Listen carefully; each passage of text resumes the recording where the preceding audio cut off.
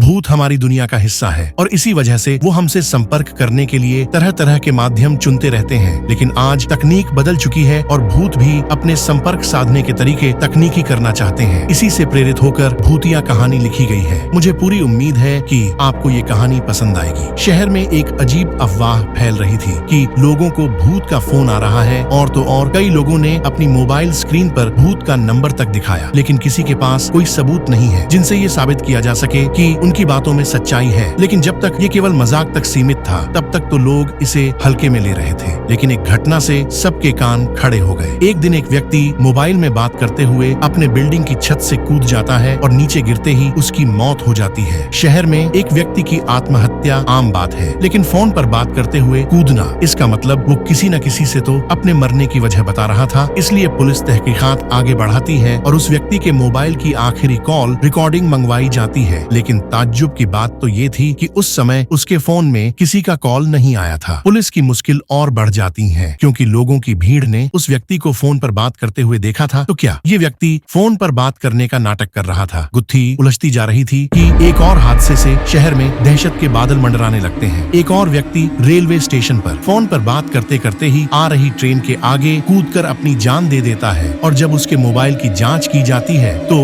उसमें भी यही पता चलता है कि उसके फोन में किसी का कॉल नहीं आया। न्यूज के माध्यम से खबरों से ज्यादा अफवाहें फैल रही थी। हर कोई भूत का नंबर जानना चाहता था। लोगों ने फोन में अननोन नंबर उठाने बंद कर दिए थे। मामला पुलिस की पहुंच से ऊपर था, इसलिए भूत विशेषज्ञ को बुलवाया जाता है। उन्हें मामले की जानकारी पहले से ही थी, इसलिए बिना देरी किए मारे गए व्यक्तियों के मोबाइल की नेटवर्क रिपोर्ट मंगवाते हैं, जिसकी फोरेंसिक से उन्हें पता चलता है कि उनके फोन में भले ही किसी का कॉल नहीं आया हो, लेकिन फोन से किसी का नेटवर्क कनेक्ट जरूर हुआ है। मामला डिजिटल टेक्नोलॉजी का था, इसलिए इन्वेस्टिगेशन में डेटा साइंटिस्ट्स को भी शामिल किया जाता है। इन्वेस्टिगेशन चल ही रही होती है कि अचानक शहर में 3 लोग और अलग अलग तरीकों से आत्महत्या कर लेते हैं। इससे शहर में दहशत का माहौल बनता जा रहा था। डेटा साइंटिस्ट्स को एक सुराग मिलता है। जितने भी लोग मारे गए हैं सभी के मोबाइल में एक वेबसाइट का लिंक पाया गया है। उस वेबसाइट में बहुत से भूतिया मंत्र लिखे हुए हैं और उन्हीं मंत्रों में एक भूतिया नंबर भी है जिसके माध्यम से रिकॉर्डेड मैसेज भेजा जाता है और मैसेज को सुनते ही कोई भी व्यक्ति सम्मोहित होकर अपनी जान दे देता है। लेकिन वेबसाइट ही हत्या की जिम्मेदार है, ये कहना संभव नहीं था क्योंकि केवल किसी आर्टिकल को पढ़ने से कोई कैसे मर सकता था। इसी बीच विशेषज्ञ आर्टिकल को गहराई से जांच करते हैं तो पता चलता है कि वो कोई साधारण मंत्र नहीं बल्कि वशीकरण मंत्र लिखे गए हैं, जिनके माध्यम से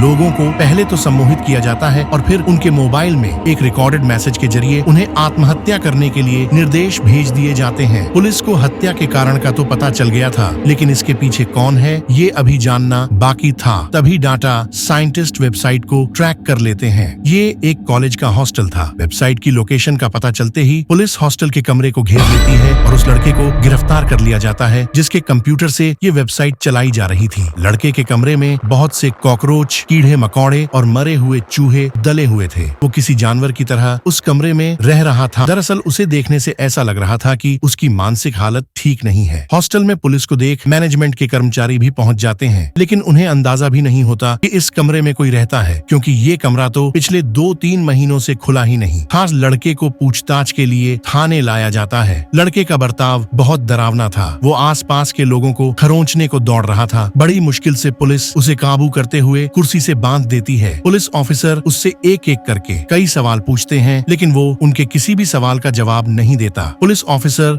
थोड़ा सख्ती से पूछताछ करने का प्रयास करते हैं, लेकिन वो कोई प्रतिक्रिया नहीं देता। पुलिस ऑफिसर भूत विशेषज्ञ को लड़के से पूछताछ करने को कहते हैं। भूत विशेषज्ञ को पहले ही पता था कि वो लड़का साधारण स्वभाव का नहीं है, पक्का किसी प्रेत आत्मा ने उसके ऊपर कब्जा किया है। भूत विशेषज्ञ अपने यंत्रों से लड़के को अपने काबू में करते हैं और उसे एक एक करके सवाल पूछना शुरू कर देते हैं। लड़का जोरदार आवाज में जवाब देता है और 1 घंटे की पूछताछ के बाद पता चलता है कि उसके अंदर उसी के दोस्त का भूत आ चुका है जिसने 3 महीने पहले आत्महत्या की थी। दरअसल वो मानसिक तनाव से गुजर रहा था, जिस वजह से उसने मौत को गले लगा लिया। वो उसी कमरे में मरा था जहाँ से पुलिस ने उस लड़के को गिरफ्तार किया था। वो अपने दोस्त के शरीर के अंदर प्रवेश करके लोगों की हत्याएं कर रहा था। उसी ने वो वेबसाइट बनाई थी जिसे अब वो उस लड़के के शरीर के अंदर रहते हुए चला रहा था। सच्चाई का पता चलते ही भूत विशेषज्ञ लड़के के शरीर से भूत निकालने की प्रक्रिया शुरू कर देता है, जिसके लिए वो उसी कमरे कमरे में जाते हैं जहां वो लड़का मरा था और वहां वो अपने इलेक्ट्रॉनिक डिवाइस के माध्यम से लड़के के ब्रेन से भूतिया आत्मा बाहर कर देते हैं। लड़का वहीं बेहोश हो जाता है और 12 घंटे तक बेहोश रहने के बाद जब उसे होश आता है तो वो धीरे धीरे सामान्य होने लगता है। डाटा साइंटिस्ट वेबसाइट को अब डिलीट कर चुके थे। लड़के को निर्दोष पाया जाता है, उसे मानसिक बीमार घोषित किया जाता है और उसे इलाज के लिए अस्पताल में भर्ती कराया जाता है। पुलिस जुर्म के नए अध्याय को समझ चुकी थी। कभी कभी तकनीक भी इतना भयानक रूप ले सकती है जिसके लिए हमने कभी सोचा भी नहीं था और हत्याओं का सिलसिला रुकते ही कहानी भी खत्म हो जाती है।